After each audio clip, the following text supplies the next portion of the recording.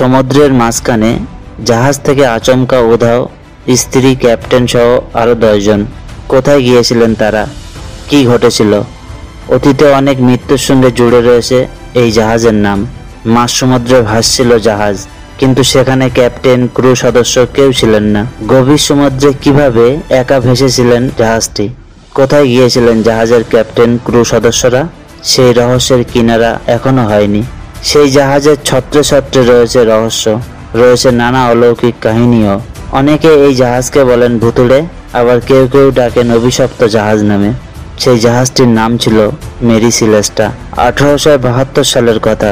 সেই বছর 7ই নভেম্বর প্রচুর পরিমাণে মদ নিয়ে নিউ ইয়র্ক বন্দর থেকে ইতালির জেনেভার উদ্দেশ্যে পাড়ি দিয়েছিল মেরি সিলেস্টা। কি ঘটেছিল সেই দিন, আর কেনই বা একে ভুতুড়ে জাহাজ বলে ডাকা হয়, আবার অনেকে একে অভিশপ্ত জাহাজ কেন বলে থাকে? আসুন একটু বিস্তারিত জেনে নিই। ভিডিওটি ইন্টারেস্টিং হতে চলেছে, ভিডিওটি স্কিপ না করে দেখতে থাকুন।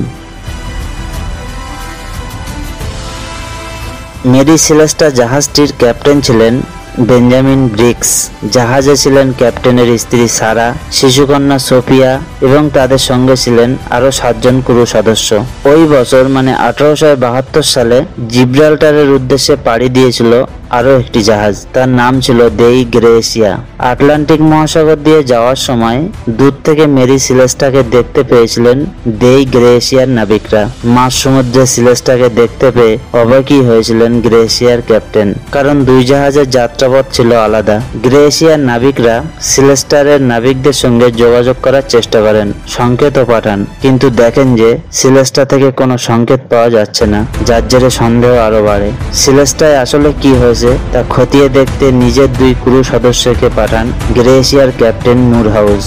সেই মতো সিলেস্টায় যান গ্রেসিয়ার ক্রু সদস্যরা। সেখানে গিয়ে চোখ ছানা বড়া হয়ে যায় তাদের। দেখেন চারদিকে একদম গা ছমছমে পরিবেশ, জাহাজের কোথাও কেউ নেই।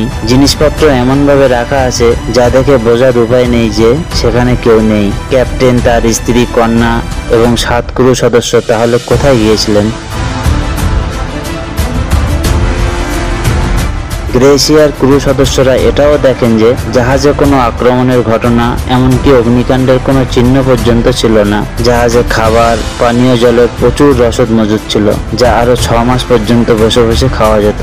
অন্যান্য সামগ্রীও সেখানে রাখা ছিল, অথচ জাহাজ একদম ফাঁকা। সিলেস্টায় একটি লাইফ বোটও রাখা ছিল, সেটারও হদিশ পাওয়া যায়নি। মদ ভর্তি ব্যারেলগুলো খালি ছিল, যা আরো রহস্য বাড়িয়েছে। পরিত্যক্ত অবস্থায় সিলেস্টাকে উদ্ধারের পর গ্রেসিয়ার সঙ্গে সেই জাহাজকে নিয়ে জিব্রাল্টার যান মুরহাউস। সিলেস্টার ক্যাপ্টেন বেঞ্জামিনের বন্ধু ছিলেন মুরহাউস। জাহাজ নিয়ে সমুদ্রে পাড়ি দেওয়ার আগে নিউ ইয়র্কে একসঙ্গে রাতের খাবারও সেরেছিলেন তারা। তাই সমুদ্রপথে সিলেস্টাকে দেখে বাড়তি তৎপরতা দেখিয়েছিলেন মুরহাউস। পরিত্যক্ত সিলেস্টাকে জিব্রাল্টারে নিয়ে যান তিনি।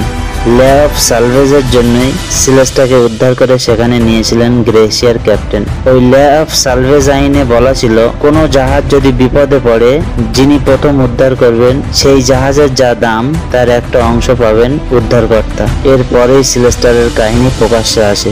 আসলে সিলেস্টা জাহাজে ঠিক কি ঘটেছিল, ক্যাপ্টেন বেঞ্জামিন সহ 10 জন কোথায় গেলেন, এই নিয়ে নানা মুনির নানা মত। সেই সময় নানা তথ্যের কথাও উঠে এসেছিল। কেউ বলেছিলেন কোনো সামুদ্রিক হিংস্র প্রাণীর কবলে পড়েছিলেন সিলেস্টা সদস্যরা, আবার কেউ বলেছিলেন জলদস্যুরা আক্রমণ করেছিলেন। আবার এও শোনা যায় লে অফ সালভেজের ফায়দা তোলার জন্য মুরহাউস সিলেস্টায় নিজেই আক্রমণ করেন। এই নিয়ে সন্দেহ প্রকাশ করা হয়েছিল তৎকালীন আদালতে। সেই কারণে সিলেস্টা উদ্ধারের পরও পুরো টাকা পাননি মুরহাউস।